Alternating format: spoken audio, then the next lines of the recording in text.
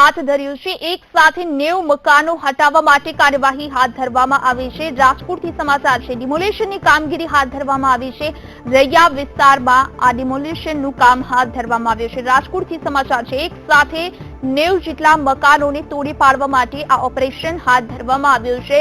Mega demolition કહી શકાય રાજકોટમાં હાથ ધરાયું છે। પોલીસ બંદોબસ્ત વચ્ચે આ ડિમોલેશન હાથ ધરાયું છે। અમારા સંવાદદાતા અનિરુદ્ધ નકુમ અમારી સાથે ફોન લાઈન પર જોડાયા છે। આપણે તેમની સાથે ચર્ચા કરીશું। અનિરુદ્ધ, કહી શકાય કે રાજકોટનું આ મેગા ડિમોલેશન કહી શકાય। એક સાથે 90 જેટલા મકાન હટાવવા માટે રૈયા વિસ્તારમાં આ કામગીરી હાથ ધરવામાં આવી છે।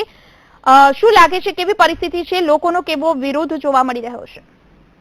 ખાસ કરીને રાજકોટ મહાનગરપાલિકાના ડિમોલેશન કરવામાં આવી રહ્યું છે, જેમાં 90 જેટલા મકાનો તોડી પાડવાનું ઓપરેશન હાથ ધરવામાં આવ્યું છે। રૈયા વિસ્તારમાં કાર્યવાહી શરૂ કરવામાં આવી છે। પોલીસ, વિજિલન્સ કામ સાથે ટાઉન પ્લાનિંગ વિભાગનું આ મેગા ઓપરેશન શરૂ કરવામાં આવ્યું છે। 2 મહિના પહેલા તમામ જે લોકો ગેરકાયદેસર રીતે મકાન ચણીને બેઠા તેઓને એક નોટિસ આપવામાં આવી હતી અને આ ડિમોલેશનના કારણે નવો રોડ એક ડેવલપ થશે અને કોર્પોરેશનને કરોડો રૂપિયાની જમીન ખુલ્લી થઈ રહી છે।